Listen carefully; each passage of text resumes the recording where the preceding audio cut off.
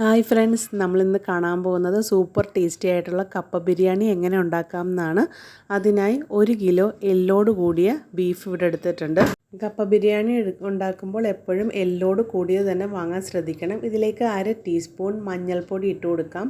അതോടൊപ്പം തന്നെ 1/2 table spoon മുളക് പൊടി, ഇനി 1/2 ടേബിൾ സ്പൂൺ തന്നെ മല്ലിപ്പൊടി, അതുപോലെ തന്നെ ഗരം മസാല അത് 1/2 ടീസ്പൂൺ, പിന്നെ ആവശ്യത്തിന് ഉപ്പ്, അതായത് ബീഫിന് ആവശ്യത്തിനുള്ള ഉപ്പും ചേർത്തിട്ട് കൈകൊണ്ട് നന്നായിട്ട് ഈ മസാലയെല്ലാം നമ്മൾ ഇറച്ചിയിലേക്ക് തിരുമ്മി പിടിപ്പിക്കണം. നന്നായിട്ട് എല്ലാ ഭാഗത്തേക്കും എത്തത്തക്ക രീതിയിൽ നന്നായിട്ട് തിരുമ്മി പിടിപ്പിച്ചതിന് ശേഷം നമുക്ക് കുക്കറിലിട്ടിട്ട് ഇത് വേവിച്ചെടുക്കാം. ഇനി ഇവിടെ കപ്പ ഞാൻ എടുത്തിട്ടുള്ളത് 2 കിലോ ആണ്. അത് ചെറുതായിട്ടാണ് കട്ട് ചെയ്തിട്ടുള്ളത്. അതിന് വെള്ളം ഒഴിച്ചിട്ട് ആവശ്യത്തിന് ഉപ്പും 3/4 ടീസ്പൂൺ മഞ്ഞൾപ്പൊടിയും ചേർത്തിട്ട് നന്നായിട്ട് മിക്സ് ചെയ്തിട്ട് നമുക്കിത് വേവിച്ചെടുക്കാം.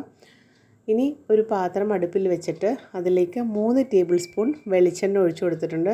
വെളിച്ചെണ്ണ ചൂടായി വന്നപ്പോഴേക്ക് ഇഞ്ചി വെളുത്തുള്ളി ചതച്ചത് 4 ടേബിൾ സ്പൂണും 2 പച്ചമുളകും ചേർത്ത് നന്നായിട്ടൊന്ന് ഇളക്കി കൊടുക്കാം. അതൊന്ന് വാടി വരുമ്പോഴേക്ക് അതിലേക്ക് ഒരു 10 ചെറിയ ഉള്ളി ചേർത്ത് കൊടുക്കാം. ചെറിയ ഉള്ളി ഒന്ന് ഇളക്കിയതിന് ശേഷം ഇനി ഇതിലേക്ക് നമുക്ക് സവാള ആഡ് ചെയ്ത് കൊടുക്കണം. സവാള ഞാനൊരു 3 സവാള എടുത്തിട്ടുണ്ട്. ഇനി ഇതെല്ലാം നമുക്ക് നന്നായിട്ടൊന്ന് വഴറ്റിയെടുക്കണം. അപ്പോൾ ഇതിലേക്ക് ഒരല്പം ഉപ്പും കൂടെ ചേർത്ത് കൊടുക്കാം. നമ്മൾ ഓൾറെഡി ബീഫിലും കപ്പയിലും ഒക്കെ ചേർത്തിട്ടുണ്ട്. അപ്പം നോക്കിയിട്ട് വേണം നമ്മൾ ആഡ് ചെയ്യാനായിട്ട്. ഇത് നന്നായിട്ട് മൂടി വെച്ച് വഴറ്റാം. ഇപ്പോൾ കപ്പയൊക്കെ നന്നായിട്ട് തിളച്ച് വന്നിട്ടുണ്ട്. ഇപ്പോൾ ബീഫിൻ്റെ ഗ്രേവി തയ്യാറാക്കാനുള്ള സവാളയൊക്കെ നന്നായിട്ട് വഴന്ന് വന്നിട്ടുണ്ട്. ഇനി ഈ സമയത്ത് നമുക്ക് പൊടികൾ ആഡ് ചെയ്ത് കൊടുക്കാം. ഒരു പിഞ്ച് മതി മഞ്ഞൾപ്പൊടി, കാര്യം നമ്മൾ നേരത്തെ ചേർത്തിട്ടുണ്ട്. 1 ടേബിൾ സ്പൂൺ മല്ലിപ്പൊടി, 1 table spoon Kashmiri chilli powder, 1 teaspoon garam masala, 2 teaspoon pepper powder കുരുമുളക് പൊടി, പിന്നെ 1 ടേബിൾ സ്പൂൺ പെരുംജീരകത്തിൻ്റെ പൊടി. ഇതെല്ലാം ചേർത്തിട്ട് നന്നായിട്ടൊന്ന് മിക്സ് ചെയ്ത് അതിൻ്റെ ആ പച്ചമണമൊക്കെ മാറുന്നവരെ മിക്സ് ചെയ്തതിന് ശേഷം നമുക്കിതിലേക്ക് കറിവേപ്പില ആഡ് ചെയ്ത് കൊടുക്കാം. കറിവേപ്പിലയും ചേർത്ത് നന്നായിട്ട് മിക്സ് ചെയ്തിട്ട് നമുക്ക് വേവിച്ച് വെച്ചിട്ടുള്ള ആ ബീഫ് ഇതിലേക്ക് ആഡ് ചെയ്യാം. ബീഫ് ഓരോ സ്ഥലത്തും കിട്ടുന്നതിൻ്റെ വേവ് വ്യത്യാസപ്പെട്ടിരിക്കും. അതുകൊണ്ട് നോക്കിയിട്ട് വേണം വേവിച്ചെടുക്കാനായിട്ട്.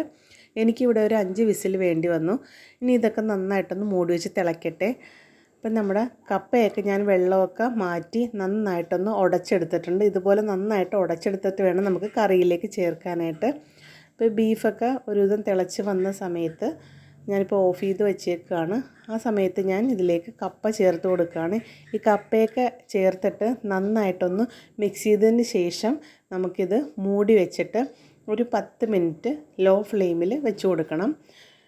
എന്നിട്ട് പിന്നെ നമുക്ക് ലാസ്റ്റ് ഇതൊന്ന് താളിച്ച് ഇതിലേക്ക് കുറച്ച് ചെറിയ ഉള്ളി ചേർത്ത് കൊടുക്കണം. അതിനായി ഞാനൊരു പാൻ അടുപ്പിൽ വെച്ചിട്ട് 2 ടേബിൾ സ്പൂൺ വെളിച്ചെണ്ണയും ഒരു 10 ചെറിയ ഉള്ളി ചതച്ചിട്ടാണ് ഞാൻ ഇട്ട് കൊടുത്തിട്ടുള്ളത്. അതൊന്ന് വാടി വന്നപ്പോൾ അതിലേക്ക് 1/4 ടീസ്പൂൺ മഞ്ഞൾപ്പൊടി, 1/4 ടീസ്പൂൺ മുളക് പൊടി, അതുപോലെ തന്നെ 1/4 ടീസ്പൂൺ മല്ലിപ്പൊടി, അതിനോടൊപ്പം തന്നെ ഗരം മസാലയും 1/4 ടീസ്പൂൺ.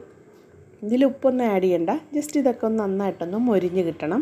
ആ ഉള്ളിയും പൊടികളെല്ലാം മൊരിഞ്ഞ് തുടങ്ങുമ്പോഴേക്ക് ഇതിലേക്ക് നമുക്ക് കറിവേപ്പില ആഡ് ചെയ്ത് കൊടുക്കാം.